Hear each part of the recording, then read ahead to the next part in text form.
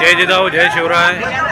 छत्रपती संभाजीनगरमध्ये मनोजदादा जरांगे आणि लाखोच्या संख्येने मराठी येणार आहेत। त्यासाठी ठिकठिकाणी असे स्टॉल लावण्यात आलेले आहेत आणि सर्व ठिकाणी असं जेवणाची व्यवस्था केलेली आहे। या ठिकाणी सेवन हिल उड्डाणपूलखाली 25 ते 30 हजार लोकांची व्यवस्था केलेली आहे। तरीला जाताना सर्वांनी जेवण अवश्य करून जावे।